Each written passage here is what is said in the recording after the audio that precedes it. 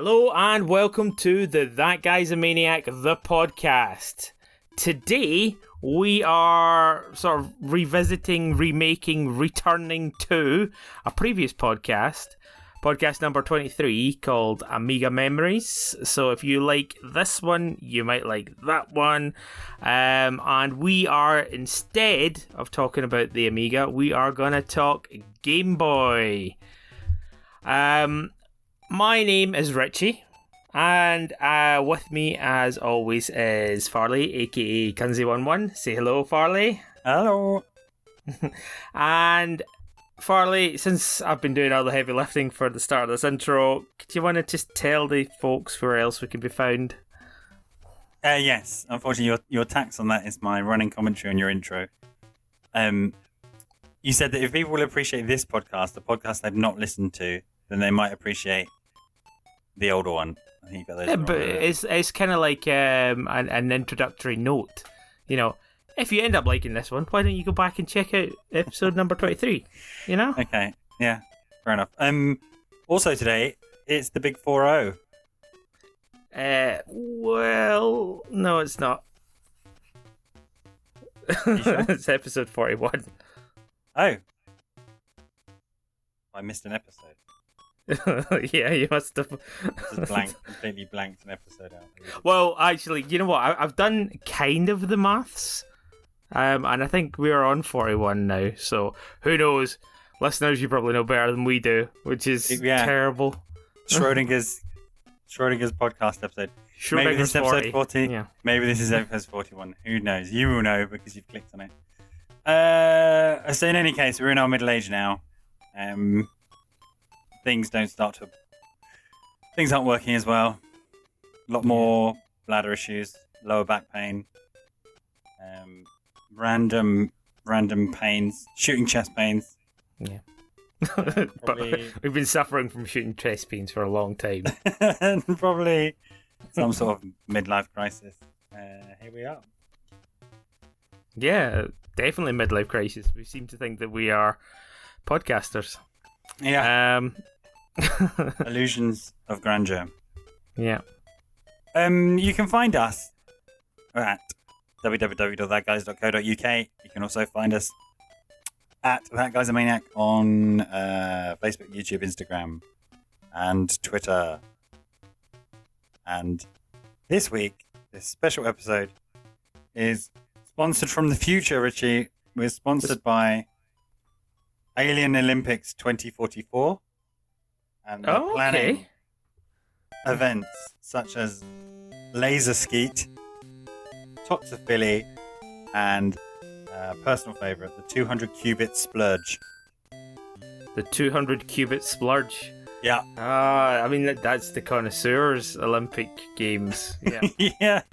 yeah, controversial that one was added, but we're only 24 years away from the Alien Olympics 2044, 23 years away now. Yeah. So good luck, Alien Olympics 2044, in your planning committee and delivery. And I mean, we've already added breakdancing to the Olympics for next year. Yeah, it's a thing. But yeah, okay, cool. How do you feel about breakdancing? Are you not into it? As a aging 40-year-old podcast 40. I'm really into breakdancing. In fact, I decided the other day that I would go to breakdancing classes. I thought that would be a smart way to recapture my youth. Yeah, hop on your skateboard down to breakdancing classes. On my skateboard and Zimmer frame. Actually, you know what? Those fucking scooters that everybody's wearing. Oh, sounds like such an old man. Yeah. Also, people don't wear scooters. Yeah, just lean into it. Yeah, go with it. Those scooters that you see people on, and you know, like grown-ups, and they think it's actually a viable means of transport. They're basically just a skateboard with a Zimmer frame attached to it. Yeah. Yeah. It's observational comedy. I can see that you were really, really intrigued by that one as well. These guys scooting about. It's like a skateboard with a Zimmer frame.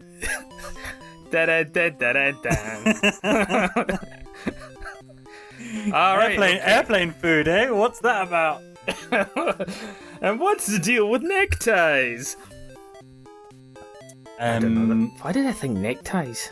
I don't know. It's weird to say neckties as well. It is. I think I was going for the obviously American Seinfeldiness. Oh, are you Americanizing our content for that mass market appeal? Well, apparently more people in America listen to us than the UK. Do you know what we need? We need a Chinese co-host or sponsor or character. I think maybe we should introduce a segment that appeals to the Asian audiences to really bring in those numbers. That appeals to the Asian audience. So, like, all of the games and obscure Japanese ones that you keep bringing up, like Resident Evil, Biohazard. Yeah. Okay. Well, that's your homework for next week, Farley. Okay. Yeah. Add some Asian elements to the podcast. Yeah. We're talking about now. Listen, readers. Listen, readers. Yeah, I called them listeners earlier on. What the fuck's wrong with know. you, man? Come on, we're a sophisticated podcast. Things are a bit rough at the moment across the board. So we're talking about a device which is not rough. It brings nothing but joy, or brought nothing but joy. We're talking about the Game Boy, or the Game Boy, I guess you call it in Scotland. Game Boy. Game Boy. Fuck off, man. Game Boy. Hey, my Game Boy. I'll show you a Game Boy. And I was quite excited to be talking about the Game Boy because the kind of nostalgia, games nostalgia, and the kind of love of retro games or making new retro games, if that makes sense, hasn't quite caught up to the Game Boy yet. A little bit. There are a few games which are kind of largely inspired by the Game Boy palette and sounds, but we've seen endless NES remakes and respins and games which I guess you call them like NES Plus. So sort of the same color palette, but obviously using memory and some advanced things the NES couldn't do. We've seen a little bit of tinkering with kind of SNES, not so much Mega Drive love, a little bit, I guess, in terms of new indie games. But then, yeah, that's not really happened with the Game Boy, I think. And it's kind of a shame because in many ways I think it was a... what's the wanky way to say this? Kind of like a landmark system for a number of reasons. Yeah. A non-wanky way of saying. No, I tried to lean into a wanky way. It iconic, I guess. The Game Boy has certainly become shorthand, right, for the late 80s, 90s. So I think we were talking about it. I can't remember which game you were playing. Maybe it's Gone Home we were talking about. But in anything that's set in the 90s, there's a reference to a Game Boy or characters which essentially look like a Game Boy, or the very nice, memorable kind of design or outline of the Game Boy has kind of become a generic symbol for handheld gaming in wider popular culture, I guess. But it was quite a strange platform as well, I think. What's your earliest memories of the Game Boy? Well, I mean, my relationship with the Game Boy is a bit of an odd one. Sounds like a psychologist's couch. So tell me, Richie, about your relationship with the Game Boy. I mean, it's not a straightforward. It's not a very. It's a complex. It's complicated, But yeah, like my earliest memory of the Game Boy was playing other people's Game Boys, and it was always one of two games that people had. Mm-hmm. And I'm sure you know exactly what those two games are, and I'm sure all of our readers listening right now can know what those two are, and it's pretty much what everybody played, and that was Tetris and Super Mario Land. Yeah, and like, I was thinking about it. I was actually prepping for this podcast, believe it or not. Oh my God. And I was thinking about it, and I was like, I don't even know whose Game Boys I've been playing. Or, like, they were probably just, like, friends of friends, or, like, you know, when your parents would leave you, you're, like, one of their friends, and you'd have to make friends with their kids, and you would just play the Game Boy, that sort of shit that happened. But it's weird because I have memories of playing Mario quite far on, where I was fighting a giant sort of liney sphinx thing. I don't know if that is a boss or not. Yeah, no, it is, yeah. Yeah. I don't know, is it a sub-boss? Is it an end boss? Or... but yeah, like... my earliest memories of the Game Boy are just playing other people's Game Boys.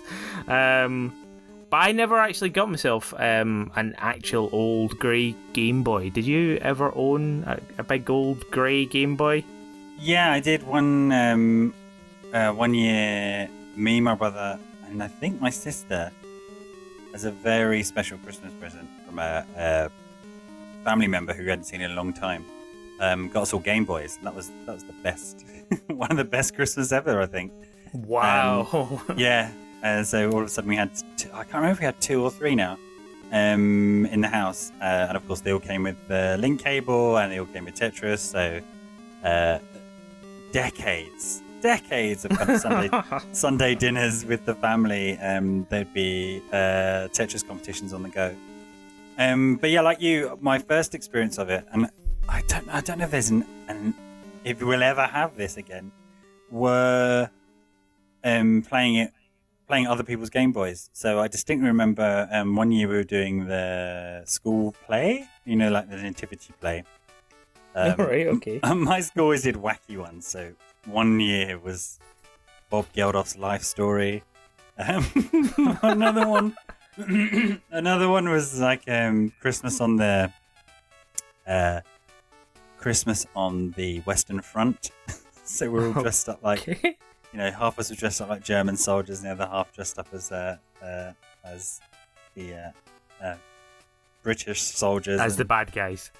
Yeah. Yeah, and then coming together to play football. Anyway, in the downtime, you know, when you weren't on stage for whatever this act, we were. What part did you play? Come on, everybody wants to know. Well, I was quite tall, so I was as a very tall person. I was Bob Geldof's dad. Okay.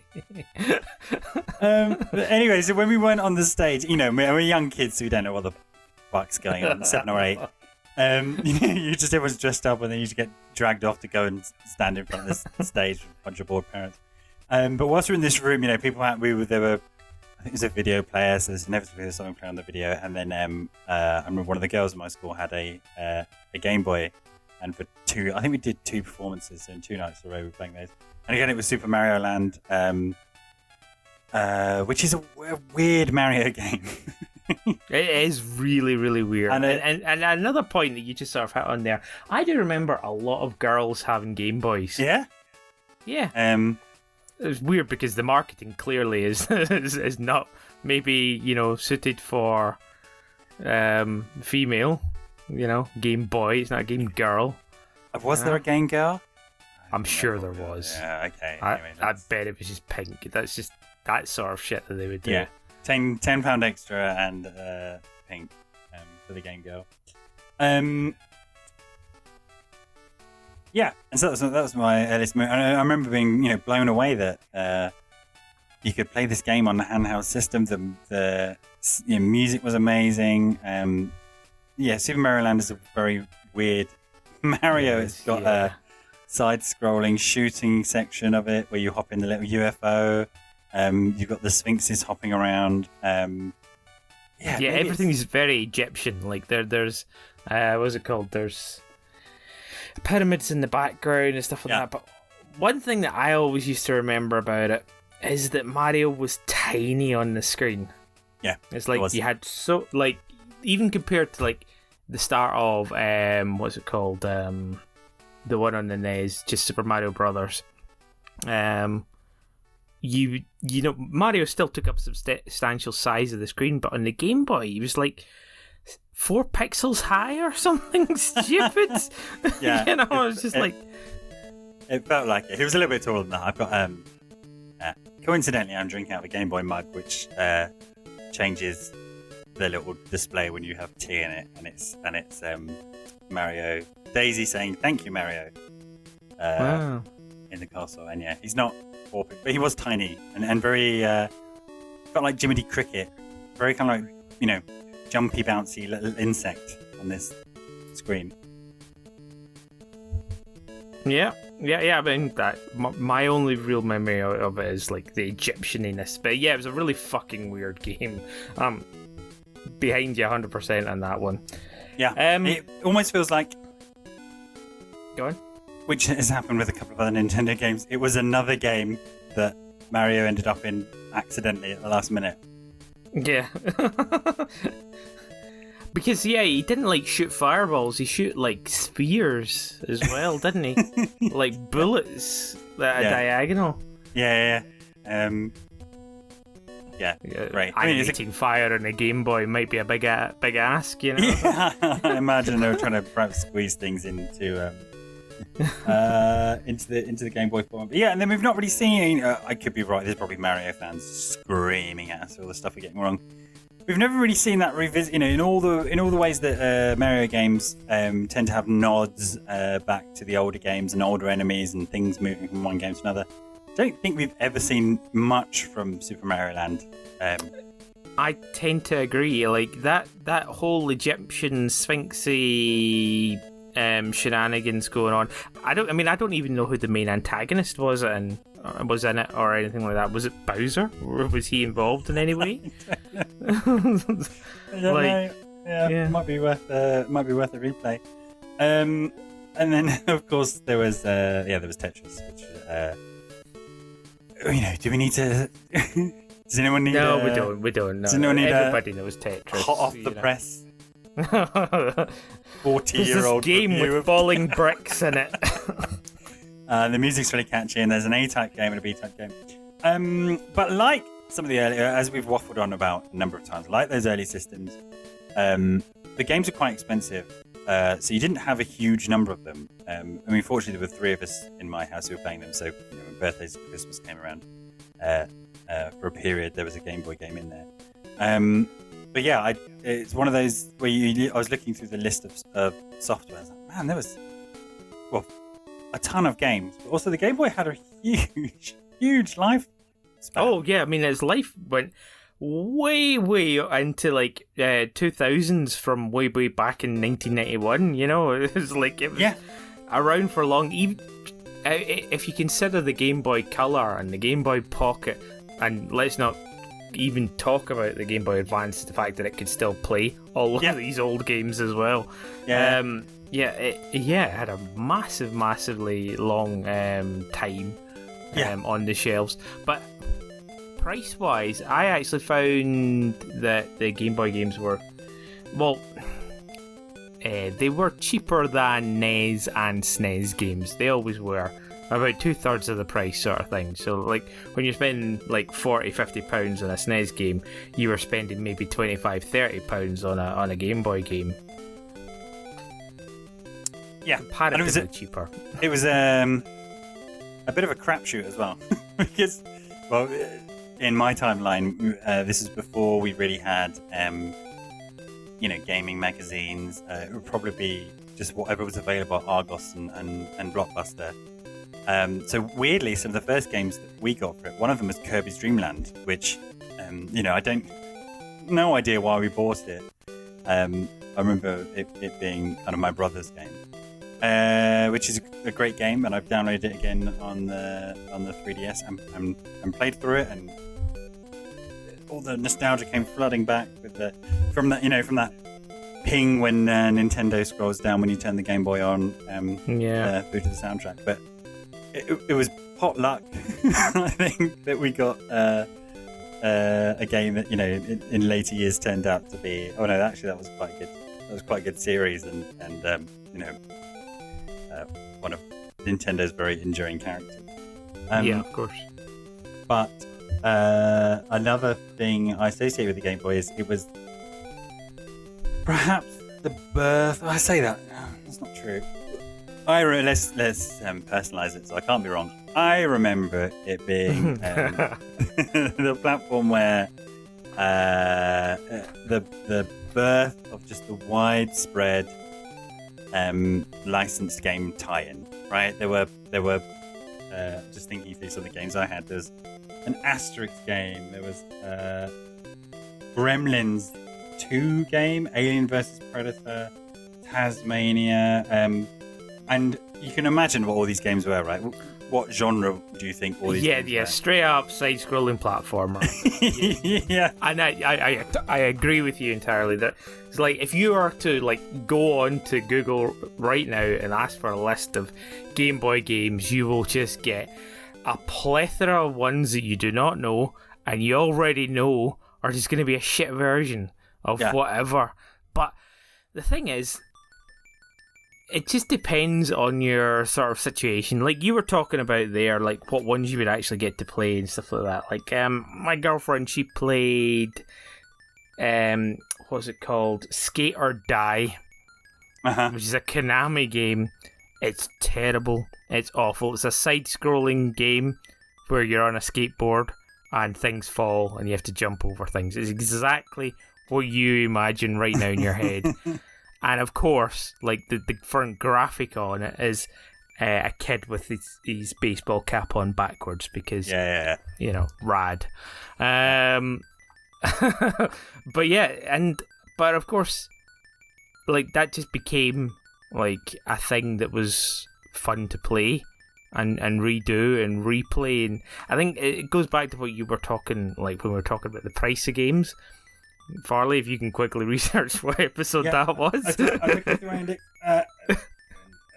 Episode 30. Episode 30. The value of games, especially when you're younger, because you maybe don't have as big a collection or a big a selection. Selection? Right? You do start to appreciate and it's just a bigger appreciation for those games, even if they were shit. Not only shit, but rock hard. So fucking hard. Again, exactly what we were talking about last time. It was a NES game where you walk 2 centimeters and alright, you're just dead. Okay, cool. My sister got don't know why, but she got Gremlins as her first game, I think, beyond Tetris. And excited about getting this new game, putting it in, and then it's just relentless. You know, your what's the name of the thingy? Gizmo.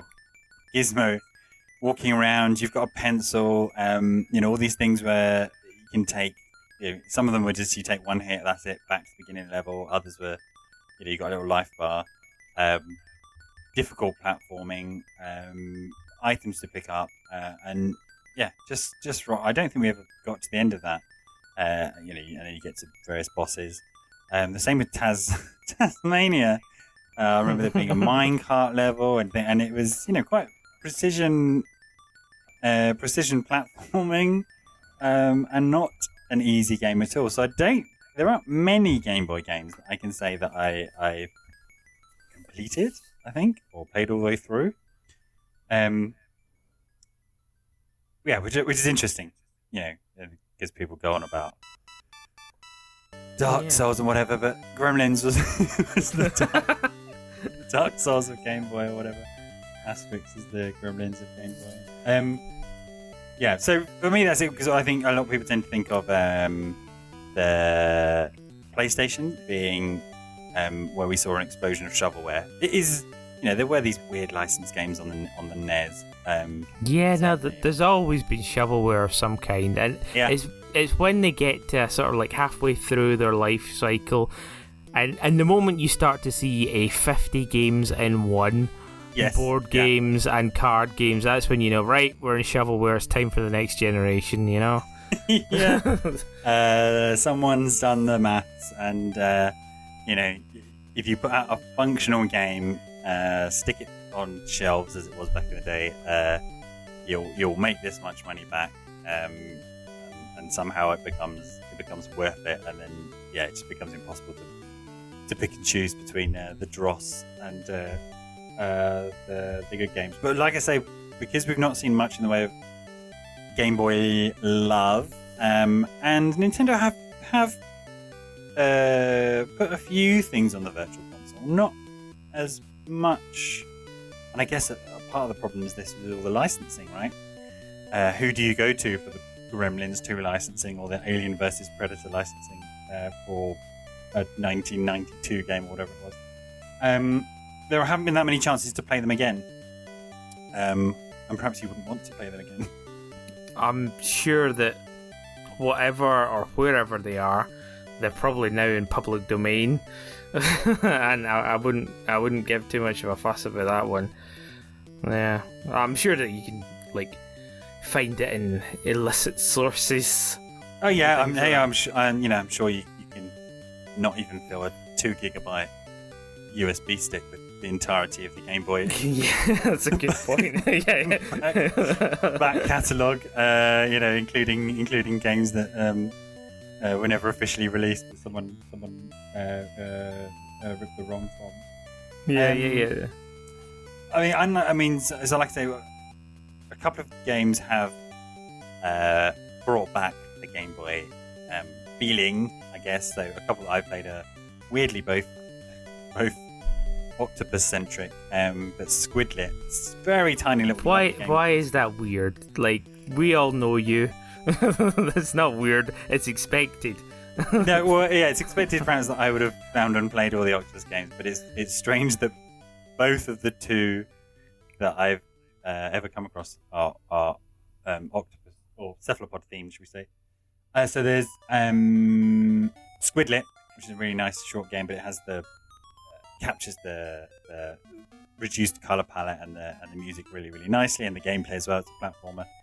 And then Save Me, Mr. Taco, which was a dedicated project to make a new Game Boy game, if you like. And I've always really taken with that idea of, what if you stuck with the game development tools you had for the Game Boy, but you could just make games, bigger or smarter. So you're not limited by memory, but you're kind of sticking to that pattern. And that really does that.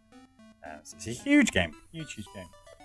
But yeah, I can't think of many others which have captured the aesthetic. I'm trying my hardest to not say it. The aesthetic of the Game Boy. Would you say that the aesthetic is phenomenal? No, I wouldn't say the aesthetic was and of course, as much as you can, sit there in your desk in the garage corner or wherever it is that lonely PC people play their games. The optimal place to do it is on a long car ride home from whatever Leeds Castle, waiting for the next street light to go past so you can see what you're actually doing on the screen. That's the best. Man, what a weird fucking flashback. Yeah. That's the optimal way to be emulating Game Boy games. So yeah, the top level emulating services, you can actually hire someone to drive you around late at night, so you can. Oh, Farley, this is something that has to be done. You've just come on to the best emulator possible. Is genuinely just sitting in the back of a car, and actually struggling to see that. That's brilliant. That's fucking brilliant, man. And then the actors who play your mum and dad, they can have a fight when they get lost. If you want the full package, you can get a brother and sister who, will harass you and say it's their turn or fall asleep on you whilst you're trying to play Pokemon Red by passing streetlight. But one thing that has, I think, subsisted, so perhaps not the graphics or the gameplay, is the music. So the kind of chip tune. Yeah. No, chiptune is a very big thing, and actually, about 15 years ago, back in Glasgow, there was actually a guy who's internet famous now. Oh yeah, who did? He did. He got old Game Boys, put them all together, and he plays them like a piano sort of thing, and he plays lots of different music, but basically on Game Boys, and all of their different sound chips and stuff like that. So yeah, it's quite cool. I don't know him. I don't know him personally. It's not. Don't get racist here. But yeah, I do remember that like he was a thing, and it was quite a big thing because obviously gaming circles and all that sort of stuff. Yeah. And there's some cracking Game Boy tracks that have inspired a lot of remixes. Most probably well known is the Tetris, specifically the Game Boy Tetris A and B themes. But Big Band Super Mario Land remix is always welcome. One of the things I wanted to talk about, and this is the first format that I really remember it being special, was the when you bought a game, it's the whole package.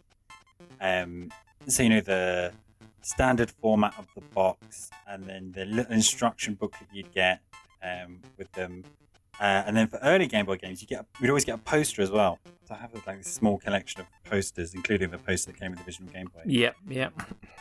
And I loved it. I loved all that. And you could, if you kept the boxes and lined them up, they were really nice. So there's something about that Game Boy branding, with the silver and the big Game Boy brand, and the feel of the little cartridges, and also the artwork. I was thinking about this the other day when I was changing Switch games, and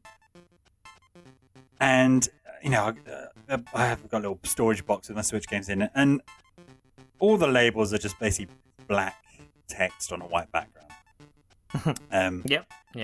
Whereas on the Game Boy, you get that, that care and love had gone into creating, the artwork that's often the cover for the box as well.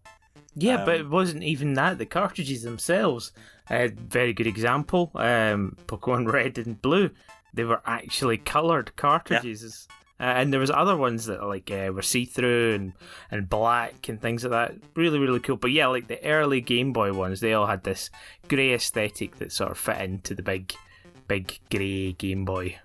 Yeah. And looked like little brothers and sisters to NES cartridges at the time. Yeah. So yeah, I always when I can find a game shop, I always like having a little nose at the Game Boy games, because they made a really nice product. It's really nice kind of feel and sense to it. And it's, although I do find it sad that mostly you can just buy these isolated cartridges just sat on their own. Let's talk about some games. What did you? Hang on. You asked me a question. Like, what was my first memory of the Grey Game Boy? You played some. You need to ask me another question. And what was my first Game Boy? What was your first Game Boy? My first Game Boy was the Super Game Boy. Oh, for the SNES. For the SNES, yeah. So, that's one of the things that came out in 1984. I think I got it for Christmas that year. And I got a couple of games with it. I did not play that much in the way of DOS at all.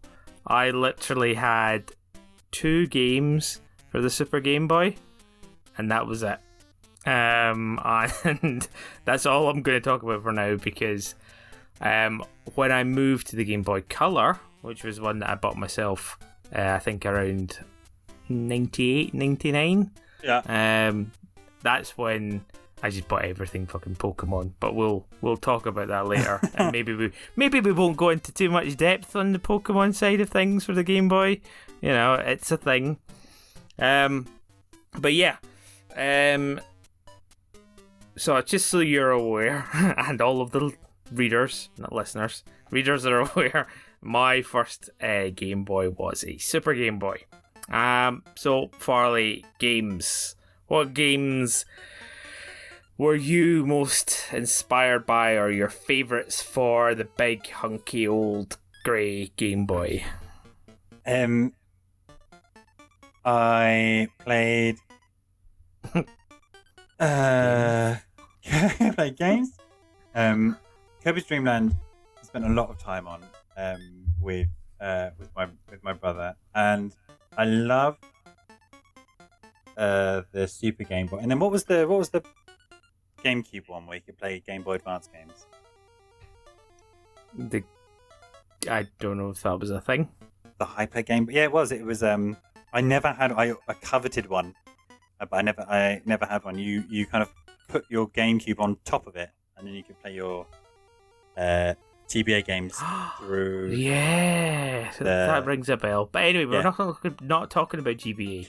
No, that's the rules for this podcast. But I like the fact that you could do that, and also with the N64 with the stupid adapter that was you could only with Pokemon Stadium or something like that. Pokemon Stadium 2.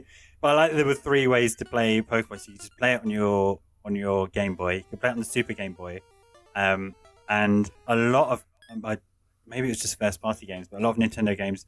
When you played it on the Super Game Boy, you had because of the screen sizes, you had an extra screen around it, and they were kind of bespoke to some of the games. So it was built into the Super Game Boy itself.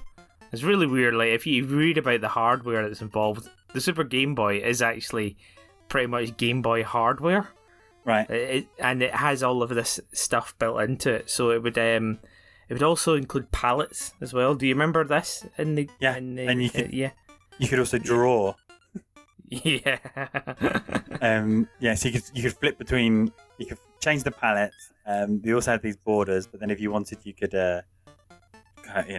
basically using Microsoft Paint type, very basic Microsoft Paint type program to draw your own border around your game whilst you're playing your Game Boy game on the SNES. So yeah, we played Tetris through that, and then a game series that I put a lot into, which we talked about on a previous episode, called Donna Karen something episode 21 of the podcast where we talked about Donkey Kong, and played a lot of Donkey Kong Country, and that was towards the end of the Game Boy's lifespan. Again, it shows because it was such a long-lived platform.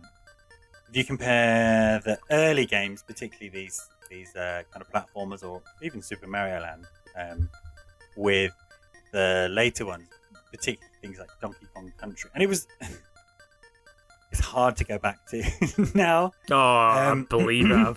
Yeah, I really believe it. It's like it came out on the like even the SNES version that came out. I find that hard to go back to for. Yeah, they've started rolling out on the Switch Online service, and they have a lot of good memories of them. The particular levels where I think it's snowing or raining, so you've got the background that's scrolling past. You've got the middle ground where your characters are, and then in front of that you've got this scrolling rain, and just the assault on your eyes is really tough. Now imagine that in Game Boy Glorious palette. HD. Now imagine that in Game Boy palette, and reduce it. And it's intense. But we did play it all the way through Donkey Kong Country, and I think Donkey Kong Country 3. Getting all the Kongs and doing all the levels. And that came on a lovely yellow cart as well. Also, much later, again, perhaps in this innocent age where we were playing on each other's Game Boys, there was a lot of game swapping. So I've inexplicably ended up with some games that I don't ever remember buying. So I've got an R-Type, which is a very good game. I've got 2 copies of Killer Instinct on the Game Boy. Fantastic. And that's an interesting experience playing a beat 'em up where you've got 2 buttons and 4 directions. I don't know if it had ultra combos. I don't think it did. It didn't have all the characters. It didn't have all the ultra combos. It did have all the... Yeah. it did have all the, the like chip-tuned versions of their songs. And I also had, well, I don't think I ever put it on, Tetris 2. The sequel. Yeah. Fuck off. That never existed. Yeah, it did, and they introduced shapes with 5 blocks and like weird shapes with like 2 corners. Yeah. Which is why one of the reasons why I didn't play it. Or I must have played it once and it worked that hard. Sounds sacrilegious. Tetris, the official sequel to Tetris 2. Unfortunately, I don't think it had the theme tune, so that wasn't great. And then there was what was it called? I'm trying to remember. It's over there.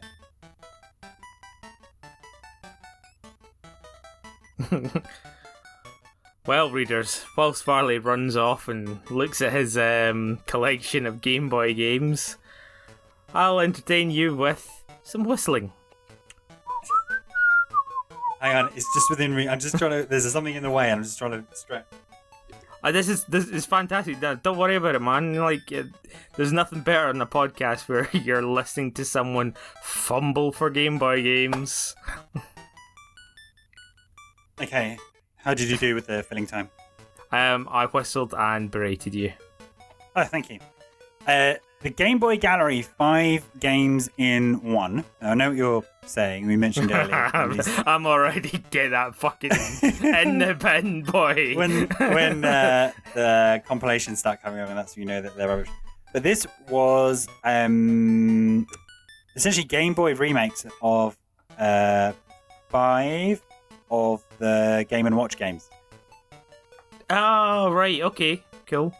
But stylized. I think some of them were stylized a little bit differently. So you had Flagman, which is not a very good game. Manhole, which is probably one of the best Game & Watch games there ever was. And also Your Name on the Weekend. Do you see what I did there? Just casual misogyny, and I'm not taking it anymore. I'm going to draw a line. Okay, so which one of these remaining games is Your Name on a Weekend? Your options are... they're all good. Your options are Ball. Okay. Vermin. Or Cement Factory. Oh, man. Cement Factory is when you've had a big cheese pizza to yourself. I'll go with Vermin. I dig that. Vermin. Okay. That's a proper edgelordy name.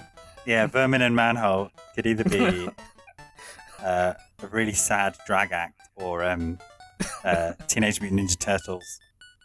Yeah, we could definitely be like mutated Z-list villains in the Teenage Mutant Ninja Turtles. Yeah. Then there was Wario Land, which I'm sorry, I don't know what game you're talking about there. What's it called? Wario Land?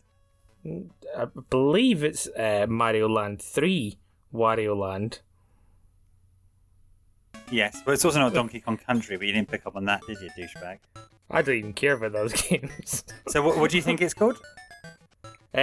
Super Mario Land 3 Wario Land. Oh, really? I don't think that game ever came out. No, I'm talking about Wario Land Super Mario Land 3, the actual game.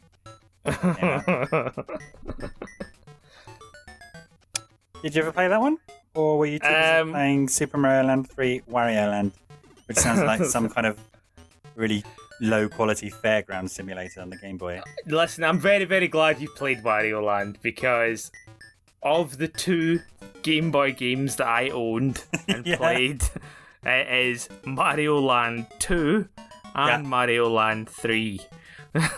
Mario Land 3? Is that a different game from Super Mario Land 3, Wario Land, or Wario Land? No, it's the same game. It's the same game. Let's stop being pedants at each other here. You started I know I started it. Let's just I started it. I'm ending it too. All right. Okay, tell me about your memories of Super Wario Land, Mario Land 3/2. Really? Before I talk about 2? That makes me feel weird inside, Farley. Yeah, talk about it backwards.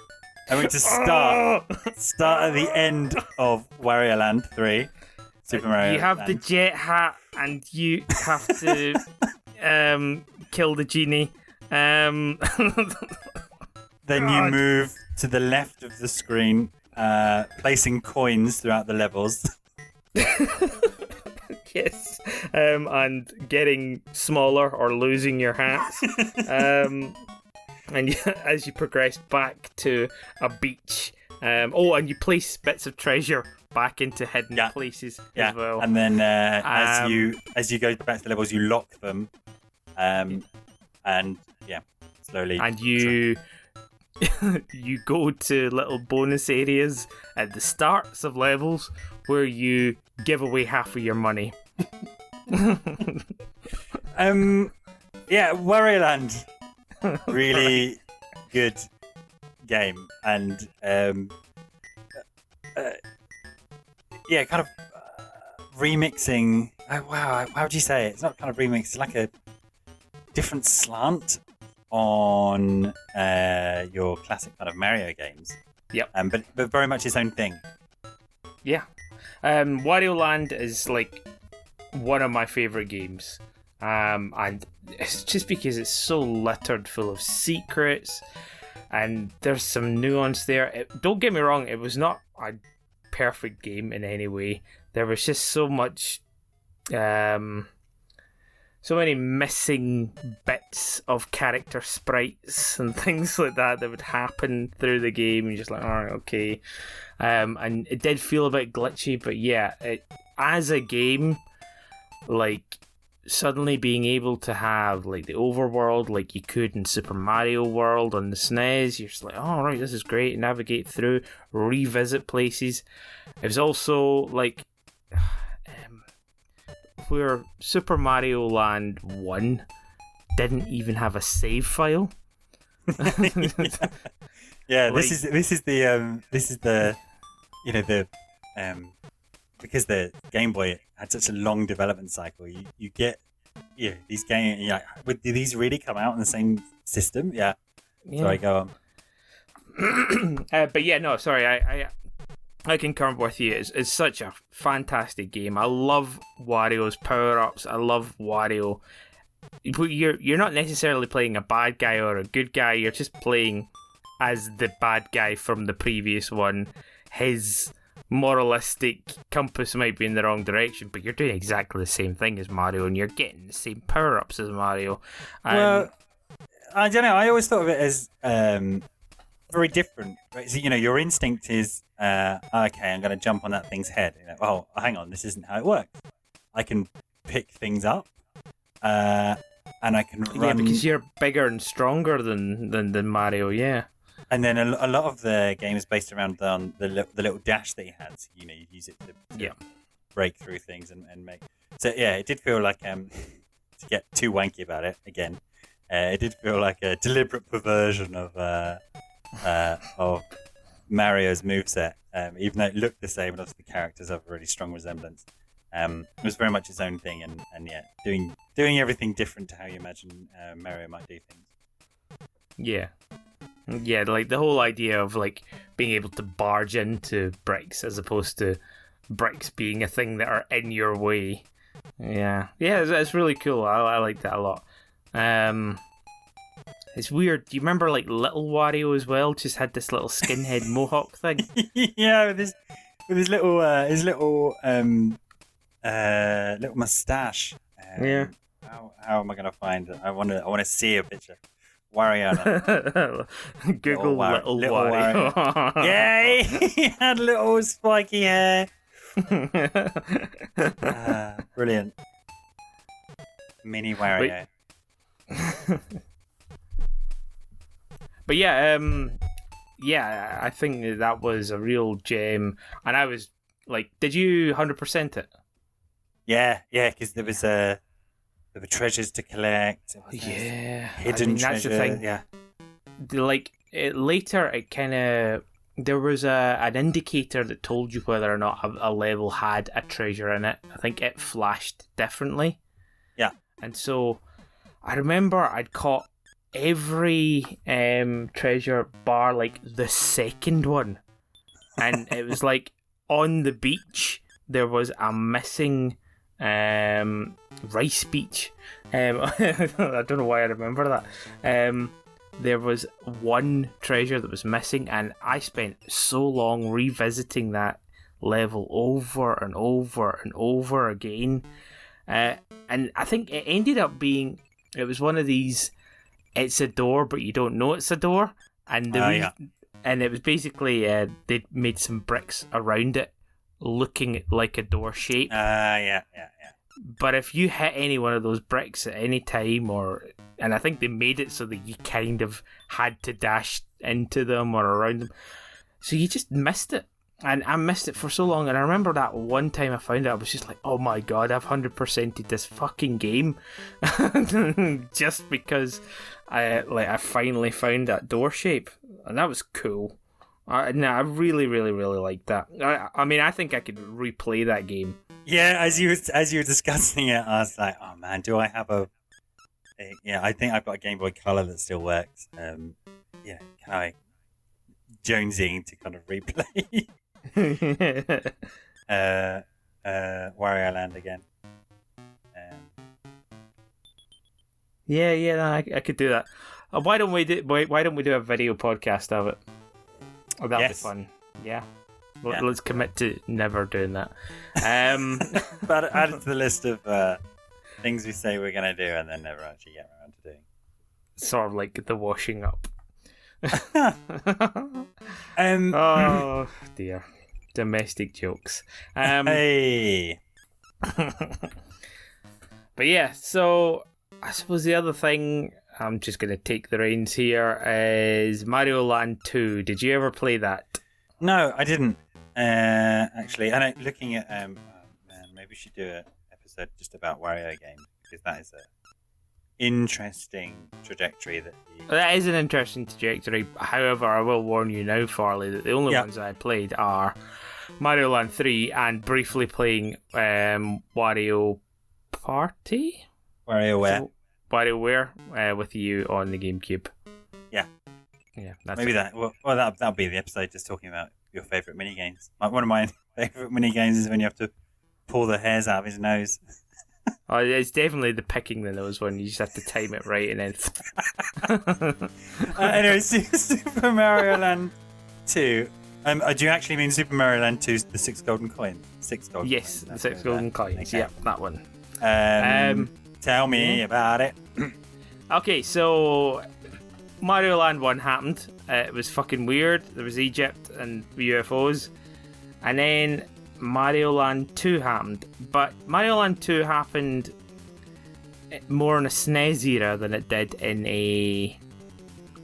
Well, I suppose that's not even right either. When you think of Mario Land, you can compare it almost pixel for pixel to the NES Super Mario Brothers. You know, the fighting one. No. The Mario Brothers. Okay, Super Mario Brothers. Yeah. And yeah, you can see that, it's quite similar. You've got the Goombas that go sideways, and then with Mario 2, which is a hard one to bring into the series because it's not really a Mario game. Let's skip to Mario 3. Suddenly Mario, is a bit more rounded and cartoony. He takes up more of the screen. And with Mario Land 2, they did exactly the same thing. He wasn't this tiny fucking fly in the corner of your Game Boy, just ping, ping, ping, ping about the place, Yeah. So you now had this big cartoony Mario with big wide eyes. He looked like Mario 3 Mario, and it was a whole new game. And again, the overworld map suddenly came into play. The ability to go back and replay levels, the ability to, sort of move around the map and find secret areas and things like that. That was revolutionary. And I was so excited by this. I actually part of the reason I got the Super Game Boy is because I loved Super Mario World and I wanted more Mario, so I got Mario Land 2 because I thought it can replicate that kind of feeling. Which is, I don't know, it's really hard to get in my head. No, it's really hard to understate, I think, or not state hard enough, because we've had decades of it. But having games like that, with some complexity and depth and levels and save files that you could play on the go, because everything prior to that was, those really cheap LCD games, right? So stuff you get free in a Happy Meal, or stuff that would eat through 4 watch batteries, and it was and you it'd be crusty by the end of the month. Yeah, green. if you press down on the screen, you could see it's sort of like Game & Watch. You could see, here's all the positions. Yeah, so I'm playing as whatever Raphael, and I can move him on the bottom left, in the middle on the right, and attack these ninjas which are scrolling down. And that was as good as you kind of got from a handheld. Yeah. Up until this point, but yeah, to be able to carry around whole games with you anywhere, but more importantly, sit there and play them when the big TV was in use. That was the other thing about growing up is certainly didn't have TVs in every room, and when it got to kind of TV time, it meant that was, you had to turn the computers off, turn your computer off, and play it. So yeah, it really hard. One of those moments that you can't really recapture once you have it. But I can see the excitement if you're looking at screens of Super Mario Land 2 and be, oh man, can't wait to get that in my hands. But I mean, like I say, I didn't even play it like portably. It was a big screen TV thing for me. It became an event much like Super Mario World. It was sitting down and playing it with a SNES controller and running through the game in that way. But yeah, Mario Land 2. I don't have the fondest of memories of it. Oh, really? Yeah, I mean, it's a good game, but it is a very unforgiving, fucking hard game. It is just another one of these really, really tough challenges, tough jumps. The twist on this Mario, or whatever you want to call it, is it's his powers are, as usual, he has like the mushroom, which makes him bigger, or the fire flower, which didn't really work on the Game Boy. So instead of like changing his colour of his outfit from black and white to black and white, it was he got a feather in his hat to signify that he has a fire flower. Nice. It's quite cool. Yeah. I don't know why it's a feather though. And then the other new addition, which I don't think has ever been in any other Mario game, is the bunny ears. You can correct me if I'm wrong. Sounds like something that might be in Galaxy. I know. Are the bunny ears in Smash from Super Mario Land 2? That make you jump higher. Yeah. Do they make you float when you fall down? No, they just make you run much faster and okay, yeah, you don't run faster. You jump higher with the bunny ears, and when you tap A or B, I can't remember which one's the jump. But his ears sort of flap, much in the same way as the in Mario Brothers 3, you've got the raccoon tail. When it flaps, you sort of fall slowly. It's exactly the same thing, except there's bunny ears coming at the top of his head. No, Bunnyhood is the Legend of Zelda. Ooh. Ah, right, okay. But yeah, like it's a thing that never happened. But it was also, it was just really fucking hard. And that final level, spoilers, where you actually go and fight Wario, is the most ridiculously hard, like, castle of any Mario game that I can think of. Like, Whoa! Even Lost Levels. Big claims. Like seriously, it is. You've got rooms upon rooms with like Wario faces that are sort of bouncing up and down, and then you have to fight a boss version of Wario 3 different times. One with his super mushroom form, one with his fire flower form, and one with his bunny ears form. I remember this because isn't Wario's face really weird in this? Yeah, it's not quite right. Like they needed to introduce a new bad guy. There's this is one we can probably save for our notebook with missing page thing. Yeah. But you know about the whole weird different worlds that exist in Super Mario World, and you know that Daisy comes from Sarasa Land or whatever it is. Yeah. Yeah. So Mario Land 2 is set in Sarasa Land, where Mario has his own castle. Did you know that? This is ringing some bells, but yeah, because isn't there like a Mario Land? Like level. Isn't there a Mario Land as we're talking about Mario Land 2? No, but the Mario Land 2 is divided up into different zones, one of which is the Mario zone, is that right? Oh, maybe actually, yeah. Yeah? Yeah. There we go. Ah, Yeah. see, like, but yeah, like, it's a fucking nuanced, deep game. But yeah.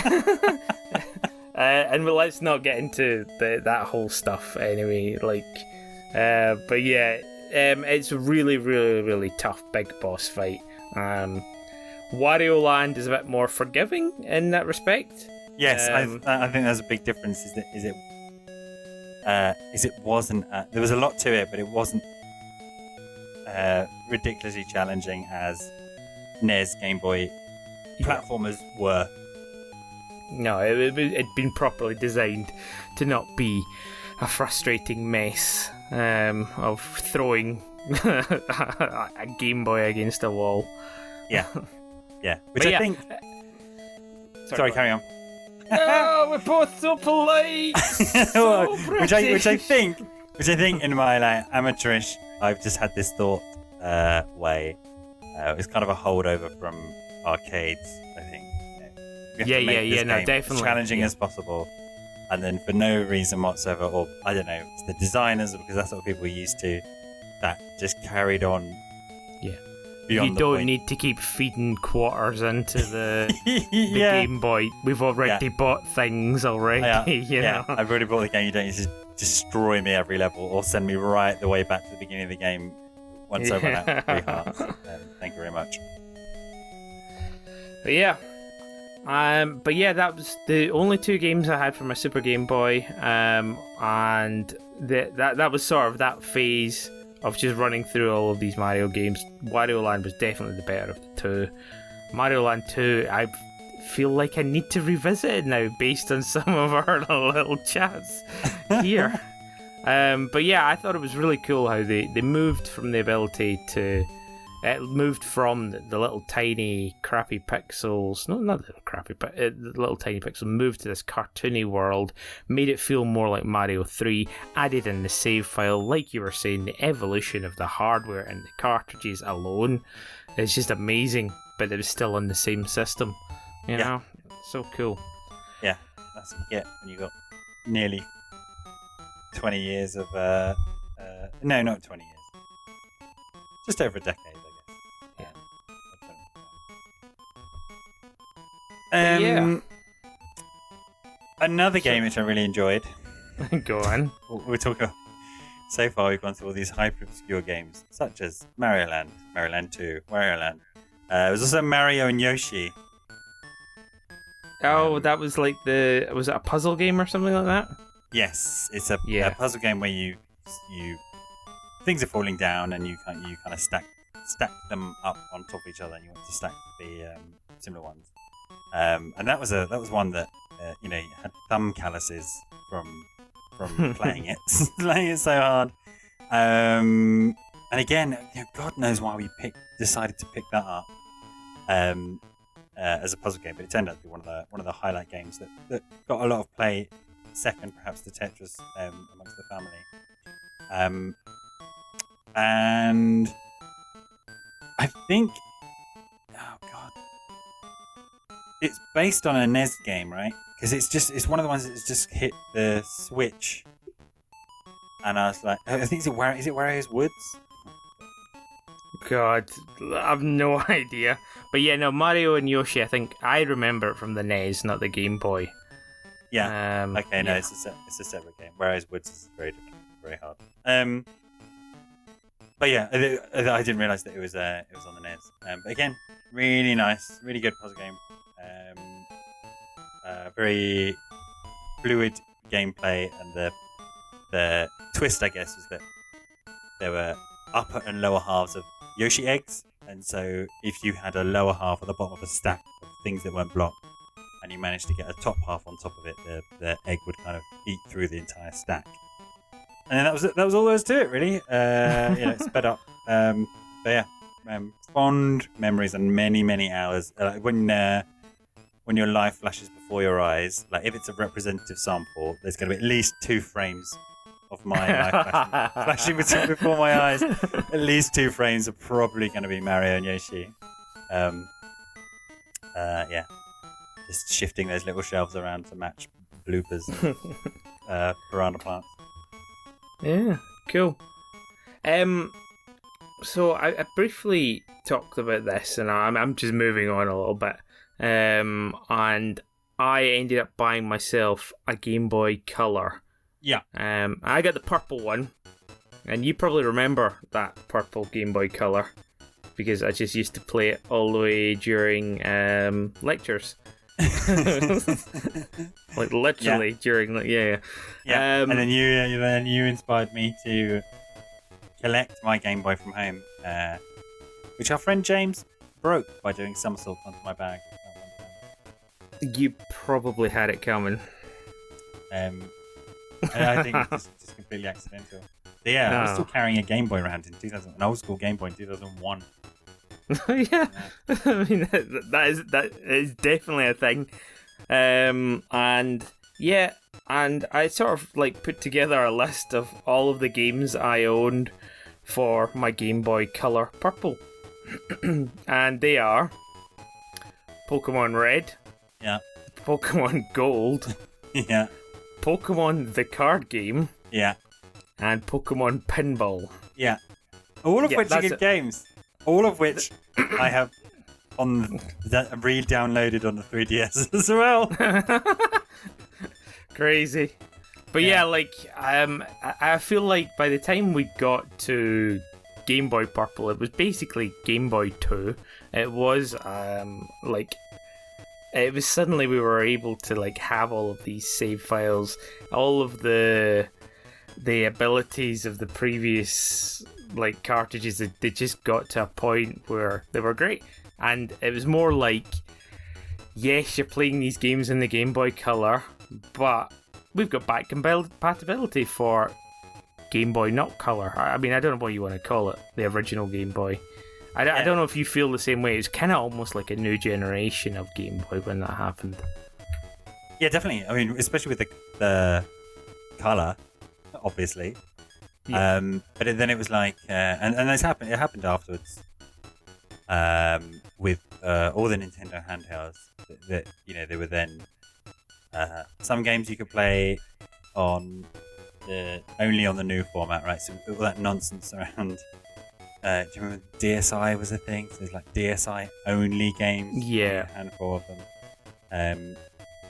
And the new 3DS game. So I guess that was the beginning of that with the Game Boy Color. Yeah, totally. But is there any more you want to chat? Because there's just one game I want to end on. Okay. No, just to say that continuing that stream of thought of starting with your Tetrises and your Super Mario Lands, to think that nearly 10 years after that, the Pokemon games, that a whole RPG could fit on there, I guess Link's Awakening and whatever was on there. But yeah, things as different characters and names and Yeah, like just comparing Pokemon to Super Mario Land or Tetris, you're just like, there's such a huge vastness in the Pokemon game. It's nuts. Yeah. And as we've talked about extensively, it is hard to go back to them, particularly if you played modern Pokemon games. So when they re-released them on the 3DS, I bought them again just to have on the go when I had my 3DS with me all the time. And yeah, some of the limits that perhaps you were willing to gloss over because it was just amazing to have this game you could really get your teeth into on the Game Boy. You know, the fact that you'd have to save the game every time you put things in and out of boxes. Just really painful. And the battling system and all the training and in many respects is a really hard JRPG, right? You do have to do a lot of grinding. Go into this field and grind, and like a lot of grinding in order to get those levels up. In order to, I mean, most famously, you've got the fucking Zubat cave that you have to get through, and unless you are properly equipped, you're not getting through that cave. Just getting destroyed by Zubats on Route 1, and then your money was finite. You couldn't really get, unless you were redoing the Elite Four and over again, you couldn't really get more money either. So it was, you could kind of end up not stuck, but kind of giving yourself a really, really hard time. And obviously, I mean, we needn't go into it, but I think Pokemon probably extended the life of the Game Boy. Oh, definitely. I mean, it changed the way in fact, with all of the Game Boy portables, and this is what I was saying to you in the previous podcast, which is what I don't like about the Switch, is the loss of the handheld.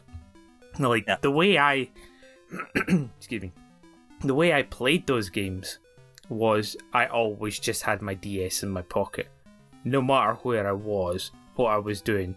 If there was a point where I could play, I would do it. And then, boom, Game Boy Advance comes along. I get the little, I get the Game Boy Advance. I hate it. But then when the SP comes out, this folding thing in the pocket, perfect. Just, it was there with me all the time. Yeah. DS comes out. It stays in my pocket all the time. The 3DS comes out. It stays in my pocket all the time. The 3DS, what was the special executive one? I forget. Light? XL. DSi? Oh. Fuck it. One of them. 3DSi. But yeah, I used to have it in my pocket all the time, and I don't anymore. Like, my go-to now, instead of having like these things in my pocket, is I'll fucking flick through Facebook or some shit like that, Yeah. And as nice a system as the Switch is, it's not portable in the same way as your phone is or something else is. It's like it's. Yeah, I mean that's my gripe, I suppose, and I don't want to end on a sour note, but like the Game Boy was a good game system, and I suppose I shouldn't be such a big fucking fussy puss. Fussy puss? Fuck off, man. Where did that come from? And I could just like go back and play my old 3DS. It's absolutely fine. Just play the old games, Richie. What's wrong with you? Like, because I do also like being, I want to be able to play the latest games on this. I want a fucking foldable, Switch that can fit in my pocket, and I want to be able to play Pokemon and that, because that is a thing that I do. That is something I have lived with since 2000. For 20 years I've had a Nintendo device that's just always been in my pocket, And now with this latest generation, it's just kind of like, no. I'm like, okay, well, what did I play on my old 3DS? Did I play the old games? And like, well, I suppose you could, but you're done. You know, I want to be able to do the latest things in Pokemon. You know, not fucking go out and play. Oh God, what is it? What did I do in Alola? I got pink Dragonairs over and over and over again. Yeah, got bad-natured Dragonites. Yeah. Anyway, so of course, I mean, I didn't really want to talk too much about Pokemon because obviously we talk about Pokemon all the time. We know that Pokemon is a thing, and so let's sort of move to the end. Final game that I bought for myself, and it was the final one for the Game Boy, I don't know, generation, before the GBA came out. I think you'll remember this one, Farley. Do you know what game I'm talking about? No. It's a game that shouldn't ever have come out on the Game Boy. It is... It's in Mortal Kombat. Resident Evil Gaiden. I forgot. Was that Game Boy Color? Yeah, it's Game Boy Color. Wow. I didn't know you owned that. Like, every time I tell you that, you're like, oh, I didn't know you owned it. Yeah, I always thought it was pure Japanese game. No. It's like, it had this cartridge, and it had like, instead of the umbrella logo, it has red and white. What was it called? Lifesaver ring thing on it. And what is it? What is it about the Resident Evil series that every 5 games they're like, maybe we should go on a boat? Like one of the Gun Survivors is on a boat. Revelations is on a boat. And then is Gun Survivors not actually set on the same boat as Gaiden? Maybe this is another one for a notebook with a missing page. Yeah, because there's like, there's like, it is in the canon, like things that happen in Gaiden. What? Go on. Things that happen in Gaiden, I believe, do get referenced in some of like the Umbrella Chronicle games and shit like that. Maybe. My understanding, I don't know too much. My understanding is that it's. But then, to cut a long story short, because I was really thinking about talking about Resident Evil for Notebook with a Missing Page, whatever it's called. Obviously, with the Resident Evil games, they don't look after their canon very well, and so I didn't appreciate that.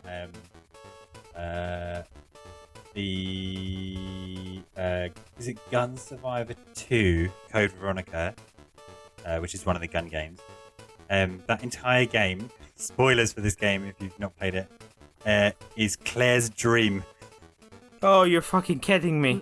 No, oh my god. At the end of the game, you find out that she, in the helicopter back from the Antarctic base of Chris, she nodded off and had this fever dream light gun game. Oh my god, that is so awful. Oh yeah. Oh, so god. I don't know where Gaiden fits in, or if it is, if there is a file that references. Oh yeah. By the way, it's Leon and Barry, isn't it? Well, it's definitely Barry. I can't remember off the top of my head, but yeah, it's awful. And just very, very quickly, the mechanics of how you shoot or attack a zombie it's one of these, like in golf games where you have to sort of time sort of hitting the ball just at the right time. So you click once to get the swing, and then another time when you make contact with the ball, and then yeah, it's exactly that, except it's about whether you hit it sort of in the middle of the reticle, and then you hit the zombie. It's not satisfying to play at all, and in fact I remember like playing it on a fucking 8-hour long journey from London to Glasgow, and again, at silly clock in the morning, 2 o'clock in the morning, whatever, with the street lights in the motorway just coming by, and with the Game Boy Color, you didn't even have a backlight, so it was really you're doing exactly the same thing as you mentioned with the hoping of the street lights coming across at the right time. But yeah, it's not a good game. It's really, really bad. I'm pretty sure it's canon. That's your other homework task. You've got to make our podcast more Asian friendly or accessible, and find out if Gaiden is canon. Resident Evil Gaiden. Gaiden. Oh yeah, Gaiden. What does Gaiden mean? It's garden. Resident Evil Garden. Yeah, it's like Ninja Garden is about Is that about a ninja who, in between secretly ninja, putting hyacinths in people's gardens. over a number of decades, cultivating a really nice bonsai tree in someone else's garden without them knowing about it. Fucking teach them. It means another story. A translation means another story. Ah, okay, fair enough. Like spin-off, so it's kind of perfect for Resident Evil 5. Well, then you've saved one part of your. No, you haven't. You still got to find out whether or not it's canon. Whether it's canon or not, yeah. Okay. And last thing. You were saying you are kind of hankering for a thing you can have in your pocket. I don't know if you've seen, because we've seen people kind of put Game Boys into different things, right? And there's with all these things, there's this crazy community of people who, updating the firmware and so you can put Game Boys in your fridge or Game Boys in your car, whatever. But there's a little device called Playdate. I don't know if you've seen it. Playdate. Okay. Playdate. Yeah, it's and it looks exactly like kind of a cross between a Game & Watch and a Game Boy. It's this beautiful yellow color, but it has a crank. This little crank that kind of pulls out, and it's I don't know if it passes. It's sort of when it's like a Kickstarter type thing. Okay. And it's releasing with like a whole bunch of modern games. They've got a whole bunch of developers who have offered to make these lovely little games for the Playdate. And I think the crank is something you can use to control some of these games as well. So that might be something. Ah, okay. I thought the crank was going to be. It doesn't need batteries. You just wind it up and then you can play. It might do as well. I didn't look it up. I'm vaguely aware of it and didn't look it up before the podcast. But it might do that as well. That's quite cool. So yeah, it's worth. Just as a personal recommendation, it's worth having a look at. I think it's quite pricey, obviously, but it could be just the thing. It's sort of like an indie, new age Game Boy, but it looks gorgeous. Yeah, I mean, I've been thinking about like handhelds and things like that because I also had quite a good time with the Vita as well. Yeah, and like annoyingly, it was just basically I was switching between the 3DS and the Vita every so often. I just don't really have anything like the Vita's still quite good, but I don't feel compelled to carry it around. Yeah. So I was contemplating, like, you get these PCs that are the same size as DS's. Yeah. And, like, they're, like, super powerful and stuff like that. I was like, maybe I want that. Yeah. Maybe I want to spend money on that. Is that a thing that I should buy, Farley? Well, if the pandemic ever goes away, possibly. But until then, there'd be no point. Unless you'd be sitting at home playing it. But yeah, there are. In addition to Playdate and some of the machines that you mentioned, there are these weird and wonderful kind of handheld things out there, and it's just, I don't know, what is it that means that mobile games aren't like having a handheld, right? I think it comes down to the game design or the Yeah, I mean, like, you cannot fucking compare any mobile games to this. Like, okay, fair enough. You can have things like what's it called? Phoenix Wright. Yeah. That's a good game to have on your phone. But at the same time, like, you still actually want to press a button. You still want to have a D-pad and things like that. Like, I don't know. Like, I played PUBG on, like, because I've got nothing but gaming phones. And, like, yeah, it's a thing. It's playable, but I want an expansive RPG universe that I can pick up and play at any second, like Pokemon. Yeah. And I don't know, maybe Pokemon was the whole reason I bought Game Boys or DS's, Nintendo handheld hardware. Yeah, and just a Pokemon machine, basically. Yeah. Although that being said, I did get the Vita, and yeah. Yeah? Yeah. That's the anomalous. There is something about, well, that was for your little girl, your anime JRPGs. Again, yeah, expansive JRPG universe. now with boob jiggle. Now with the extra boob jiggle and sound effects. Bang. Yeah, there is something. Do you remember? I don't know if phone manufacturers are still doing it. When you had all these things you could attach to your phone to make it like a controller, or flip out your phone and put this very Game Boy-esque, because Game Boy, to mine, well, as the first handheld, piloted all these weird things you could buy. Right, you could buy cases for it, and you could buy that. You could buy the printer, which was I discovered today the first Pokemon game to come out in Europe. Well, the first game featuring Pokemon to come out in Europe was Game Boy Camera, which came out months before Pokemon Red and Blue. You also had the lights, those really gaudy lights and magnifiers that you could attach to the front of them. And for a while, phones sort of did that. There's like, oh, you can take your phone and then rummage in your bag for like these two joypad halves that you put in and an attachable keyboard, and then it's sort of like a handheld. Yeah. But that's the thing, it's like nobody's going to develop a fucking mobile phone game that has to use those peripherals. That's, you know, it's like the whole wonder of having a game that is available and plays on the spectrum of Android devices.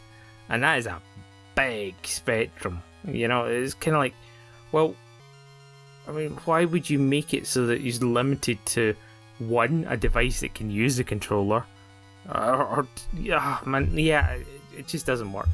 It's your phone.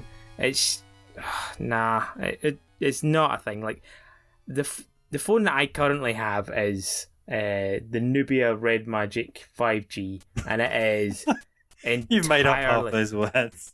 No, trust me. Google it. It is a full gamer phone. It even has shoulder buttons. It actually has buttons on it. Yeah. And I mean, I could play games on it, but I find myself thinking, what am I going to play? Like, I could do like Steam Link games, and you get this stupid overlay over them, and I don't like the overlay. So it puts you in a weird position of, what are you going to do? Do you want to get a controller and look at your phone whilst you know, like, no, that's not how it works. And that's why just having this other device that was just, you know, it was like the joy of having a DS that you just close. Yeah. And we're not even talking about the old Game Boy anymore. This is what's killing me. That's not what this podcast is about. I know. This is part two. Just raging. Part two of Richie's. I really like my 3DS, but I don't want to carry my 3DS around for internal logic reasons. It's dead to me now. Yeah. But you want to play it. Yeah. Farley. Yes. That guy's a maniac. Why did he super bite me?